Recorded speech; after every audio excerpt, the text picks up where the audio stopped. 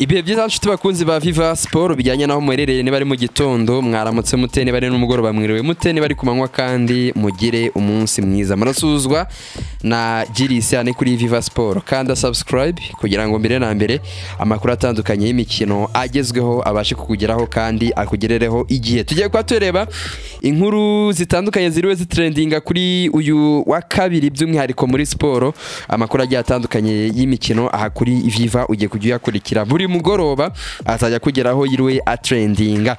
Reka duhere muri equipe ya APRFC mbere na mbere rwose ntandi turaza kwa duhera yitwa Benjamin Salomon yamaze kuba agera muri Iraq akaba yaguzuzwe avuye muri APRFC. Uyu nguyu akaba ari umukinnyi utarabonaga umwanya uhagije wo gukina muri iyi equipe akaba amaze kuba asinyishwa n'ikipe yitwa Al Shota Sport Club yamaze kuba isinyisha rwose Benjamin mu kanya gato cyane ku mbuga nkoranyambaga zayo imaze kuba ibitangaza ndetse inabigaragaza ngira ngo amafoto murayabona uyu Benjamin uyu musore w'umunya Cameroon rwose waje kwakina n'ikipe y'igihugu ya Cameroon ariko uko imyaka igenda bikaba bigenda birushaho kwanga muri PR uyu Benjamin Salomon bibutse ko yari yaguzwe n'abafana ariko abatoza rwose ntago bigeze bamucira karo rutega ntago bamuhaye umwanya uhagije wo gukina birangiye rero asohotse muri iyi equipe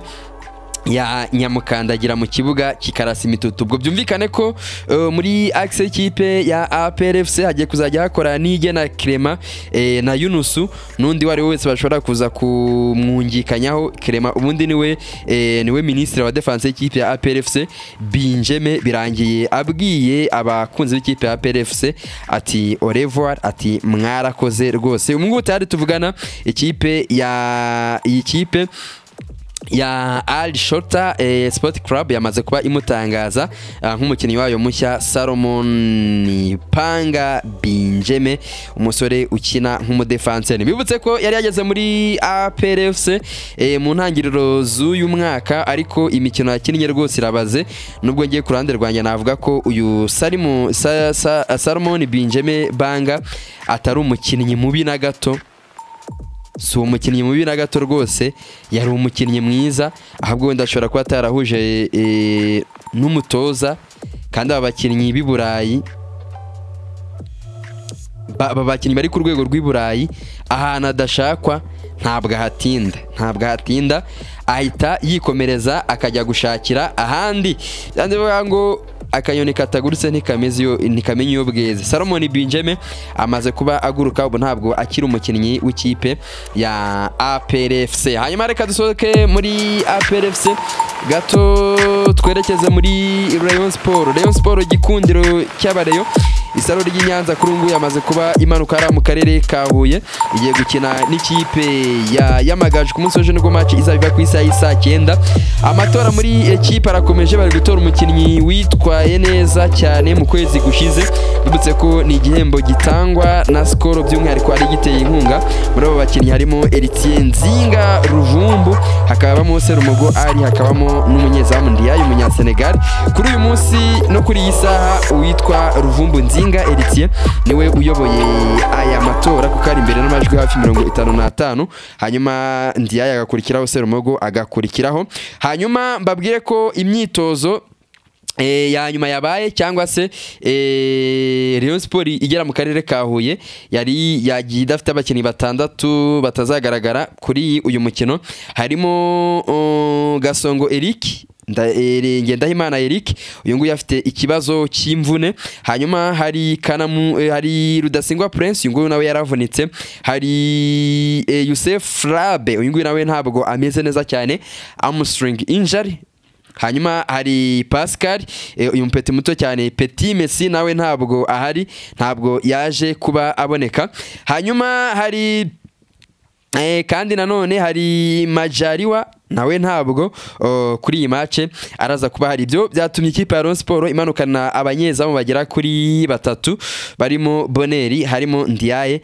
harimo ndetse na Simon Tamare. Ku munsi waje ku isaha isa 9 nibwo uyu mukino uzaba ukinwa. Ikindi kandi wamenya nuko nanone imyitozo yabaye kuri uyu munsi yaje kuba itagaragaraho, cyangwa se line-up yaba staff yaje kuba imanuka umutoza w'ikipe ya Rayon Sport wungirije Mohamed Wade ntabwo yaje kuba ayigaragaraho. Ubwo icyo nacyo ni ikindi kibazo abantu bakomeje kugenda bibaza iby'uyu mutoza amaherezo ye muri Rayon Sport.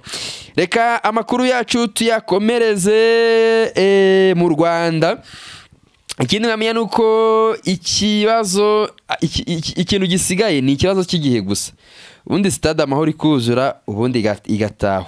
Hari amafoto atandukanye mwagiye mubona muri no kubona aho ngaho muri background n'amashusho yayo arimo gusohoka akomeje gutera amashyushyu benshi igihe izaba yuzuye neza yatangiye gukinirwamo. Aya mafoto mashya y'iyi stade yatangiye kuvugurwa muri 2022 agaragaza ko imirimo igeze ku musozo, bigaragara ko yamaze gukosorwa hose ndetse yanamaze kwandikwaho izina rya stade Amahoro. Imbere hasanzwe hari umuryango w'imyanya y'icyubahiro, rwose niho iri zina ryaje kuba rishyirwa. Hanyuma kandi iyi stade ikaba iri gushakirwa abantu bagomba kuzaba bayikontorora nk'uko BK Arena bimeze. Bari kugenda ni ibiganiro, ni ikiganiro witwa Niyo Nkuru Zefani yagiranye na The New Times, aho yagize ati ntago yemeje society yariyo, ariko birateganywa ko iyi society yitwa KA Venue Solution ariyo izahabwa gucunga iki gikorwa remezo kuko ari nayo ifite BK Arena. Ubwo nabyo nukuzaba tubireba, ariko 2025 rwose stade Amahoro turaza kuba turi kwenjoyinga twidagadura tugenda tureba uko ibintu bihagaze neza cyane. Ubwo iyo nindi nkuru nayo muri siporo muziriwe zivugwa ahangaha mu Rwanda yarigezweho. Hanyuma reka tujye muri Rwanda Premier League. Shampiyona y'u Rwanda iraza kuba ikomeza ku munsi w'ejo kwa gatatu ndetse no kwa kane. Wakwibaza ngo ni iyihe mikino izaba ikinwa ku munsi w'ejo, cyane ko hari imikino igera kuri 3 dutegereje muri Rwanda Premier League. Amagaju nabibabwaza kira Rayon Sport ku isaha isa 9 hari kuri stade ya Huye. Hanyuma APR FC izaba iri kwakira Marine n'umukino w'ikirarane, bazakinira kuri Kigali Pele Stadium ku isaha isa 9. Hanyuma Sunrise izaba iri kwakira ikipe ya Musanze. Neza cyane, Musanze yamaze kuba yerekeza yamaze kuba yerekeza Ingoma kugira ngo ijye guhatana n'ikipe ya Sunrise. Ahubwo icyo ntaramenya nuko umenya niba Marine yo nyuma yuko itsinzwe na Rayon Sport muri weekend ishize ku cyumweru niba yaririwe imanuka. Abantu bari Rubavu, ubwo ndaza gutera y'icyumvirizo numve icyo baraza kumbwira, ariko nubundi niba yaramanutse bigomba kuza kuba igaruka ikina na mukuru wayo APR FC. Ubwo nuko bimeze ku munsi w'ejo kwa kabiri muri kwa gatatu sorry muri Rwanda Premier League. Hanyuma kwa kane hari umukino umwe, ikipe ya Mukura Victory Sport Khwaziri hariya Ihuye igomba kuza bakiriye ikipe ya Police FC ya Mashami Ivensa. Ikipe ya Police FC ivuye gutwara igikombe cy'intwara, ariko muri weekend yangaje na Etincelle 1-1. Ikipe ntago ishimwa kabiri, rimwe iraza ikigaragaza ukabona iri gukonvenka, bamuhagire ukabona bameze neza, ba Peter Agabrevoro bagatsinda, ukabona abasore batandukanye barimo barutonesha Yesbone hagati ukabona bahagaze neza. Ubwo ntago niriwe njya ku mpande z'ikipe ifite abakinnyi benshi cyane bagiye batandukanye, ariko ubundi yaza ukabona yabaye ibisusa. Ese iraza gukomeza kwegera APR FC ku munsi w'ejo ikina na Mukura, ubwo ibyo ni ukuzaba tureba uko bimeze cyane ko Mukura nayo hari ukuntu kuri stade yayo hari akombehe yayo ijya yihagararaho kandi ikagira na resultat nziza. Ubwo ku munsi w'ejo tuzaba tureba uko bimeze. Mbibutse ko urutonde rwa shampiyona uko ruhagaze maginga ya APR FC ifite 39, hanyuma Rayon Sport ifite 33, Musanze ifite 33 ni ya gatatu, hanyuma Police FC ni ya kane ifite 32, Mukura ifite Sport Rwaziri barakurikiranye ifite 30, Police irayirusha amanota 2 gusa, hanyuma AS Kigali ni ya gatandatu ifite 25, Kiyovu Sport ni ya karindwi ifite 28, Sunrise ni ya 8 ifite 28, hanyuma Amagaju na ya 9 ifite 23, Gasogi United ni ya 10 ifite 23, Muhazi United ni ya 11 ifite 23, Marine ni ya 12 ifite 21, Gorilla ni ya 13 ifite amanota 21, hanyuma Etincelle ni ya 14 ifite amanota agera kuri 19 yonyine, hanyuma Bugesera ni ya 15 n'amanota 17, Etoile de l'Est ni ya nyuma n'amanota 12. Etoile de l'Est ku mikino mike yisigaye nta gihindutse izamanuka. Bugesera ikurikiyeho, Bugesera rwose, ariko Bugesera reka twinjire muri Bugesera gato tubanze turebe Bugesera. Ubundi Bugesera iraziriki, twari tuzi ko ibonye umutoza mwiza, hari ingingo Francis, twari tuzi ko ibintu bimeze neza, ariko ibintu byahinduye isura. Hari ingingo ndagukemanga, reka mbanze ndebe imibare yawe yaba ikuranga, nyibwira abakunzi ba Viva Sport hatagira uvuga ngo mnibasiye. Hari ingingo, ese hari ingingo Christian, kuva wagera muri Rayon Sport imibare yawe iravuga iki? Ikipe ya Bugesera sinzi uko biraza kugenda, kuko imibare yatangiye kugaragaza ko nayo icunze nabi ishobora kumanuka.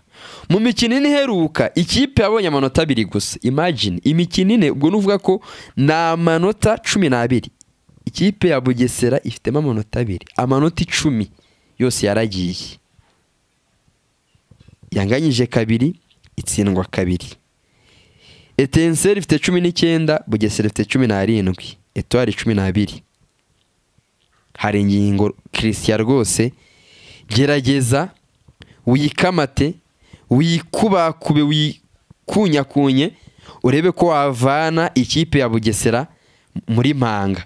Twese turakwemera nk'umutoza mwiza, watoje Rayon Sport, utoza Kiyovu, utoza Mukura, aho wese wagiye uhaca uri umutoza w'indahangarwa. Kuri uyu munsi wa none rero ntaba ariho biza kubera ikibazo.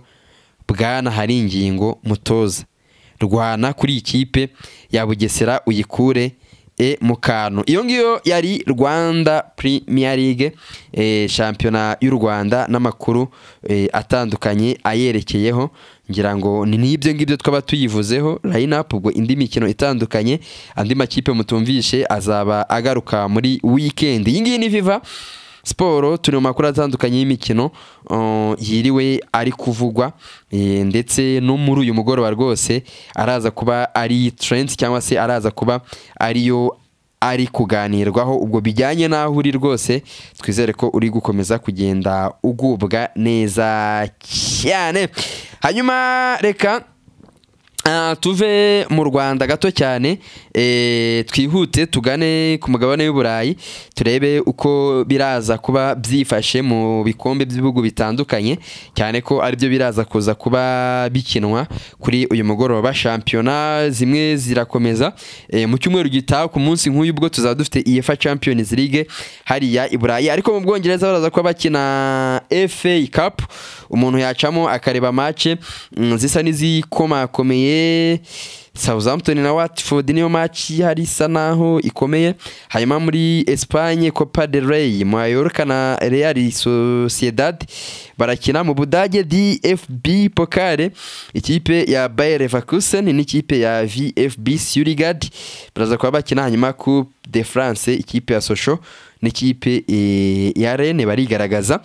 Ku munsi w'ejo Atletico Madrid na Atletico Club muri Copa del Rey muri Espagne, hanyuma FA Cup Nottingham Forest na Bristol City saa 3:45, hanyuma ku isaha y'ine muri FA Cup Aston Villa n'ikipe ya Chelsea bazaba batana mu mitwe, mu gihe Bundesliga Germany bazaba bakomeza imayanze n'ikipe ya Union Berlin bagenda bigaragaza neza cyane. Hanyuma AFCON ku munsi w'ejo tuzagira umwanya wo kuyigarukaho, izaba yagarutse Nigeria the Super Eagles bazaba bakina n'ikipe ya South Africa ku isaha y'isa 10 y'isa moya, hanyuma ku isaha y'isa 4 Ivory Coast yakiriye iri rushanwa izaba ikina n'ikipe ya DR Congo. Mbabwire ko ikipe ya DR Congo ibikombe bibiri yatwaye bya Afrika muri semi final yagiye itsinda ikipe yakiriye.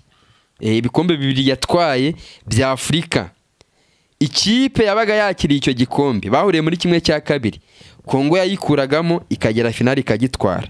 Ese ku nshuro ya gatatu amateka araza kwisubiramo? Ubwo ku munsi w'ejo turaza kwa tureba niba Wananzambe baraza kwikamata bakaza kuba babikora neza cyane aba Kongomani basa naho bari basigayemo muri Afrika yacu yo hafanga. Ubwo ndavuga muri iki gikombe cya Afrika, ni ibyo twaba tubabwiye, tuzagira umwanya uhagije wo kukigarukaho cyose. Reka tuve muri izi nkuru muri aya mashampiyona atandukanye ndetse n'igikombe cya Afrika, tujye mu makuru atandukanye ari gucicikana. Witwa Mauricio Pochettino n'umutoza w'ikipe ya Chelsea ntagindutse rwose, umutoza ashobora kuza gutandukana n'ikipe ya Chelsea nyuma yuko adakomeje kwitwara neza cyane. Deadline afite n'umukino w'ejo azakina n'ikipe ya Aston Villa muri FA Cup ku isaha y'isa 4, ukazitwara nibyo bizadisida niba azabasha kuguma muri iyi kipe. Mu kanya gato aganiriye n'itangazamakuru, Poche aravuga ati abafana bakeneye kwihangana, ati dukeneye gushaka inzira y'umutsindo, ati we need support, dukeneye abafana. Nibyo koko turi kugenda tutakaza, ariko abafana bagomba guhora hafi y'abakinnyi nabo bakabona ko babashyigikiye. Ngo ndabizi, I know the quality of the players, nzi karite cyangwa se nzi ubushobozi bw'abakinnyi abange, ati bitwarigiye kubaka ikipe, ati kandi ntago ari ibintu biba byoroshye. Mauricio Poche yakomeje avuga ati nanjye ubwanjye natunguye n'uburyo nsigaye nkinamo rwose bidasanzwe, nkakina ibintu ntari nanateguye, ariko kuri match nkabona nkinnye ibindi, atariko nibwo buryo competition igendamo, atariko dukeneye gukomeza tujya imbere, ntago twatakaza intumbero, ati we cannot lose focus after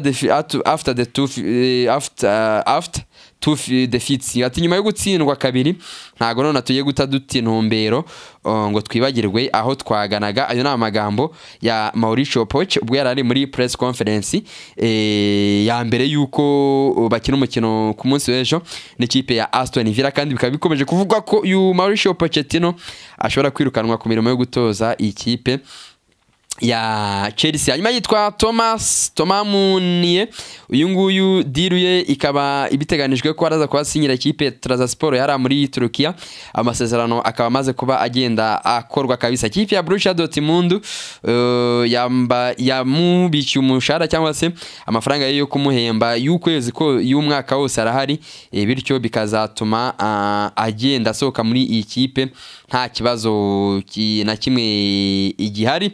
Hanyuma Kylian Mbappe nawe position imwerekeza muri Real Madrid, biracyakomeje kuvuga ko uyu muhungu wari ya Paris les Parisiens, bita les Parisiens kabisa, ni mu Gifaransa, niba mbyishe rwose abantu bari mu Faransa muri kunyumva mu mbabarire, akisa yanjye y'igifaransa ntabwo ari nziza, ariko uyu musore ategerejwe i Madrid. Byinshi cyane biri kwenda bivugwa, ibitangazamakuru bya Marisa bya l'Equipe byo mu Faransa buri munsi biri kumanura amatitle agiye atandukanye avuga kuri iyi transfer ya Kylian Mbappe muri iyi equipe ya Real Madrid. Ariko Mbappe n'ubundi waracyari muri ya position yuko yatangaje ko yifuza kuba yasohoka muri ikipe ya Paris Saint-Germain. Paris imuhemba miliyoni 1 ku kwezi, ariko ku cyumweru ariko akaba yiyemeje kuyivunjamo 500,000 azajya ahembwa muri Real Madrid. Ushobora kwibaza ngo niki kiri gutuma yemera ko salary ye igabwamo kabiri ariko agasohoka muri Paris Saint-Germain. Iyi Paris Saint-Germain nta kazozitanga, kuko ugiye kureba Paris Saint-Germain byibura mu myaka 2 ishize cyangwa 3 niyo yari ikomeye ugeranije na Paris uyu munsi. Ni Kylian Mbappe wenyine uri muri Paris Saint-Germain, kandi igiti kimwe si ishyamba. ntago umuntu umwe yafata Paris Saint-Germain ngayishyire ku mugongo ayikorere ahe Ligue E ayihe Coupe de France ayihe na UEFA Champions League. Iyo niyo mpamvu nyamukuru yitwa Kylian Mbappe agomba gusohoka akajya muri Real Madrid kugira ngo arebe ko nawe byibura yazatwara kuri UEFA Champions League. Hanyuma Manchester City yamaze kuba irangiza gusinyisha kana kakiri gato cyane kitwa Savio, gasore kakanya Brazil kakiniraga ikipe ya Girona hara muri Espagne. Iyi Girona akaba ari ikipe ya kabiri ya Manchester City niko twavuga, kuko abaherwe b'ikipe ya Manchester bamaze kuba bagura aka kipe ka Girona ni nako kayoboye championnat mu gihugu cya Espagne. Man City rero imaze kuba ishamurama kakana ka Savio kaza kuba kayigumamo kazaze mu mpeshyi mu kwezi kwa gatandatu nibwo kazaba kajyana n'ikipe ya Man City muri pre-season. Uyu munya Brazil ukina kuri wing asatira yihuta cyane. Man City ikomeje kwiyubaka mu gihe andi makipe atandukanye ari kugenda agwirirana. Hanyuma Jesse Lingard yamaze kuba arangiza isuzuma buzima cyangwa se ikizamini cy'ubuzima maze kuba kirangiza mu ikipe yitwa Seoul FC kabisa. ubu umukinnyi wayo akaba yamaze kuba agaragara ko yujuje ibisabwa. Tari Jesse Lingard muri Korea Jesse Lingard muri Korea yamaze kuba asinya kontra y'imyaka 2 ari umukinnyi w'ikipe yari muri Seoul mu gihugu cya Korea muri Turukiya. Ninde watekerezaga ibi ko umukinnyi w'umwongereza kuva muri Premier League kuva mu makipe nka za Man U ashobora kwisanga muri Korea? Abakinnyi bararangira pe, tujye tubyumvikane tunabyemeranye. Abakinnyi bageraho bakarangira. Ni nabyo byabaye kuri uyu mutaramu Jesse Lingard. Hanyuma se ugiye kureba izo ngingo nyamukuru zari ziriwe zitrendinga, ni ibyo nibyo twavuga. Reka turebe niba ari agasigisigi kandi kuri Lionel Messi nyuma yo gutenguha imbaga y'abafana bo muri Hong Kong bari bamwiteze mu kibuga mu mpera z'icyumweru. Lionel Messi yavuze ko ameze neza ndetse ashobora kugaragara mu mukino Inter Miami izakina na Tokyo mu Buyapani. Aho ngabo bari muri pre-season. Abafana bari baguza amatike barameneka barashwanyagurika baje kureba Lionel Messi, ariko bahageze rwose Lionel Messi ntigeze ahaguruka kuri bande tushari yicariye kuri bench ari, ariko kuri match ikurikiyeho rwose abantu muri kutwumvira Tokyo aho ngaho za Tokyo nyine na za Hiroshima na za Kazaki, mwitegure ko Inter Miami ishobora kuza kuba imanukana na Leo Messi kuri match iraza kuza kuba ikurikiraho neza cyane. Hanyuma ibya Samuel Eto'o wanditse asaba kwegura kuyobora ishyirahamwe ry'umupira w'amaguru hara muri Cameroon, ariko ubwegure bwe bukwangwa nabyo biracyari aho ngaho. Ubwo tuzagenda tureba uko bimeze neza cyane. Iyi ni Viva Sport, amakuru atandukanye ya siporo nta handi ugomba kuba uryamye ahangaha. Reka duhinira dure mu yandi makuru atandukanye ari imbere na Rigirisi. Kanda subscribe ukande like na share ni ingenzi.